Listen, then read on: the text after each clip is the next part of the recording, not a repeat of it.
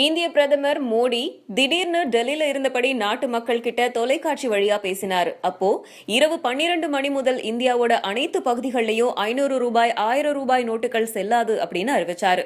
இதனால மக்களிடம் பெரும் குழப்பம் ஏற்பட்டுச்சு. தற்போது பொதுமக்கள் தங்களிடம் இருக்கிற ரூபாய் நோட்டுகளை எப்படி மாற்றிக்கலாம் அப்படிங்கிற அறிவிப்புகளை வெளியிட்டிருக்காங்க. இனி 500 மற்றும் 1000 ரூபாய் நோட்டுகளுக்கு மதிப்பு கிடையாது, அவை வெறும் வண்ண காகிதங்கள் தான் அப்படின்னு சொல்லியிருக்காங்க. ஆனா இது வெறும் 500 மற்றும் 1000 ரூபாய்களுக்கு மட்டும்தான். 100, 50, 20, 10, 5, 2 மற்றும் புதிதா அறிமுகப்படுத்தி இருக்கிற 1 ரூபாய் நோட்டுகள் நாணயங்கள் வழக்கம்படி செல்லுபடியாகும். கையில் இருக்கிற 500 மற்றும் 1000 ரூபாய் நோட்டுகளை மாற்றிக்கொள்ள 50 நாட்கள் அவகாசம் கொடுக்கப்பட்டிருக்கு. அதாவது டிசம்பர் 30 வரைக்கும் மாற்றிக்கொள்ளலாம். நவம்பர் 10 இருந்து டிசம்பர் 30ஆம் தேதி வரைக்கும் வங்கிகள் தபால் நிலையங்கள்ல மாற்றிக்கலாம் அப்படின்னு அரசாங்கம் அறிவிச்சிருக்கு. ஏடிஎம்கள்ல இனி அதிகபட்சமா ஒரு நாளுக்கு 2000 ரூபாய் மட்டும்தான் எடுக்க முடியும். வங்கிகள்ல இருந்து நாள் ஒன்றுக்கு அதிகபட்சமா 10,000 ரூபாய், ஒரு வாரத்துல அதிகபட்சமா 20,000 ரூபாய் மட்டும்தான் எடுக்க முடியும். இன்னைக்கு அனைத்து வங்கிகளும் கருவூலங்களும் மூடப்படும்.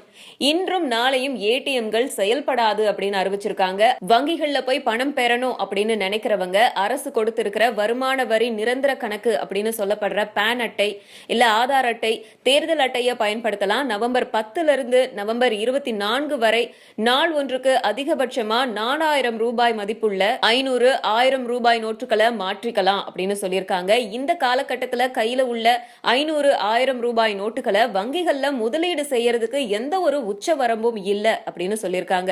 டிசம்பர் 30ஆம் தேதிக்குள்ள மாற்ற முடியாத 1000, 500 ரூபாய் நோட்டுகளை அடுத்த ஆண்டு மார்ச் 31ஆம் தேதி வரைக்கும் ரிசர்வ் வங்கி அறிவிக்கும்னு சொல்லியிருக்காங்க.